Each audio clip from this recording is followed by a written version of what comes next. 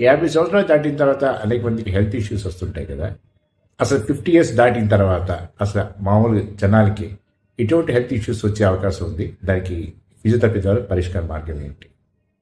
యాక్చువల్గా 50 ఇయర్స్ దాటిన తర్వాత, 50 ఇయర్స్ అనే కాదు, 40 ఇయర్స్ దాటిన తర్వాత కూడా ప్రతి ఒక్కరిలో చేంజెస్ అనేవి వస్తాయి. మనకు వయసు పైబడే కొద్దీ బాడీలో చేంజెస్ అనేవి జరుగుతూ ఉంటాయి. మరీ ముఖ్యంగా కండరాల్లో పట్టుతూ అనేది తగ్గిపోతూ ఉంటుంది. దానివల్ల ఏమవుతుంది, చేసే పనిని బట్టి, మనం ఉండే విధానాన్ని బట్టి ఆ లోపల కండరం పట్టేయటం, దానివల్ల వచ్చే పెయిన్ అనేది కొంచెం సివియారిటీ పెరుగుతుంది.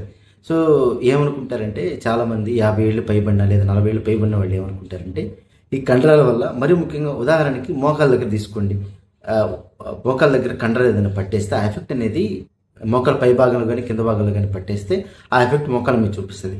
ఫలితంగా అందరూ ఏమనుకుంటారు, మోకాలు అరిగిందేమో, మనం ఇంకా సర్జరీ చేయించుకోవాలేమో అని చెప్పి అనుకుంటారు. కాదు, ఫస్ట్ ఏంటంటే అసలు ఏం జరిగింది, ఎక్కడ కండరాలను పట్టేసిందా లేకపోతే నిజంగానే జాయింట్ అరిగింది అనేది మనం చూసుకోవాలి. దాన్ని బట్టి ట్రీట్మెంట్ అనేది ఉంటుంది. ఫిజియోథెరపీలో కంపల్సరీగా ట్రీట్మెంట్ ఉంది.